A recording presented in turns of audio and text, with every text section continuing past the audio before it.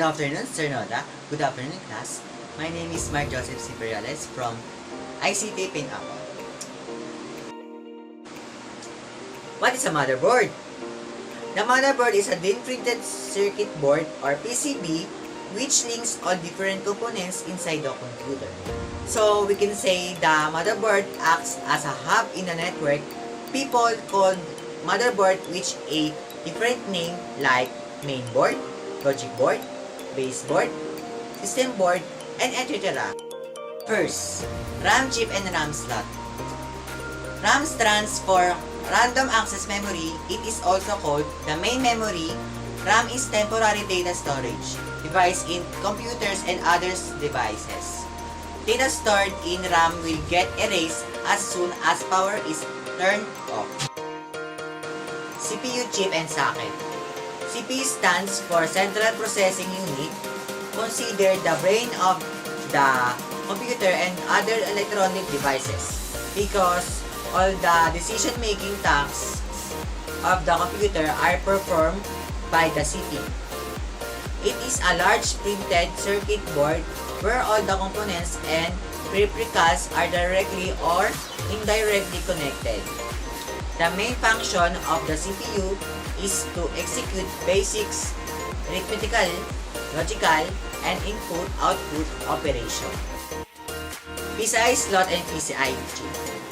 Peripheral component interconnected, PCI, is an attached hardware component of the motherboard for connecting various hardware components like modems, disk controller, NIC cards, sound card, graphics cards, SSD add-on cards, RAID cards, extras USB and serial port required. So PCI slot have increasing motherboard capabilities without adding or replacing the motherboard.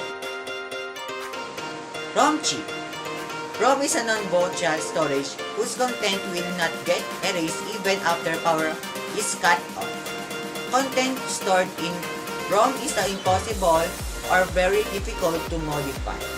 ROM contains only a few KB of information where all the BIOS information is stored. It tells how to start, what to do when start, which driver to load, CPU fan speed information, boot sequences information, system date time, and etc.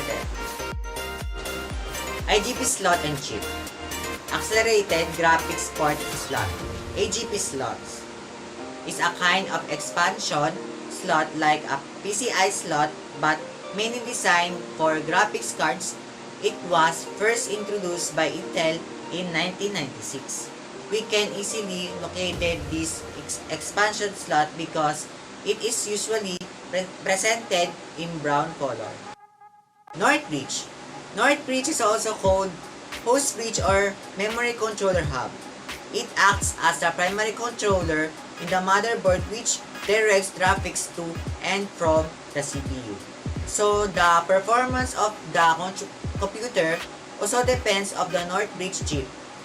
It does lots of processing, so it generally comes with a heat sink.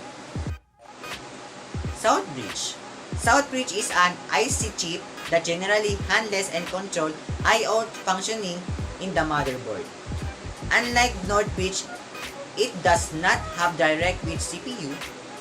It generally handles low-speed devices because its communication speed is lower.